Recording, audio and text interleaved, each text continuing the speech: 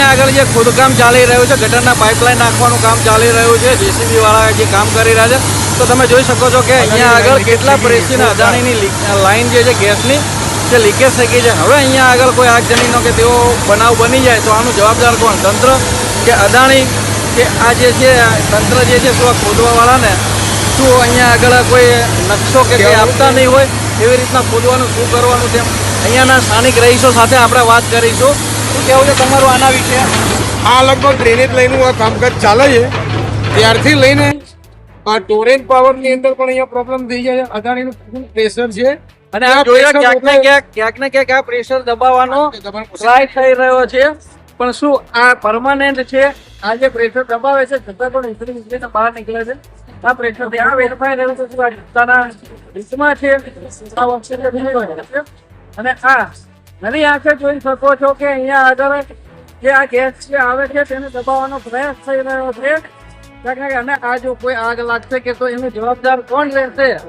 School આવેલી છે બાજુમાં. આ તો સારું છે, વેકેશન ચાલુ છે, સ્કૂલ પણ છે બાજુમાં અને આ દબાવવાનો ટ્રાય થઈ રહ્યો છે.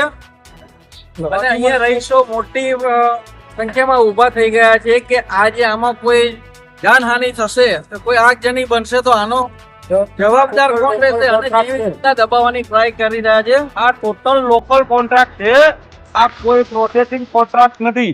કારણ કે જે લોકલ કોન્ટ્રાક્ટર છે એને ખબર જ નથી કે લાઈન કેટલી ઊંડી છે અને ક્યાં છે. આ કોઈ મીટર કે કોઈ પાવર કોઈ આપવામાં આવતો નથી. સીધા જ મજૂરો લાવી અને ખોદવા માંડે છે. આ રેસિડેન્સી છે ટોટલ.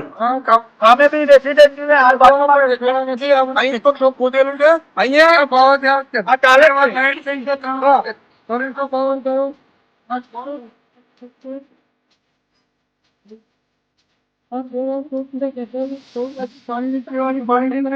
પીવાની પાણી અને ગટર લાઈન બધું ભેગું અહીંના જે કોન્ટ્રાક્ટરો છે એ કોઈ લાઈન દોરીથી કોઈ પ્રોસેસ કરતા નહીં. એમના મંડે ફાવે ત્યાં ખાડો કરે છે ત્યાં પૂરી જાય છે, પણ ખરેખર આ પબ્લિક ના છન હિતમાં નથી.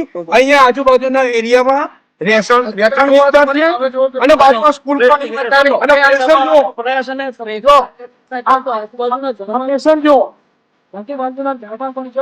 અને આ બધા એની જવાબદારી કોને? કોન્ટ્રાક્ટરની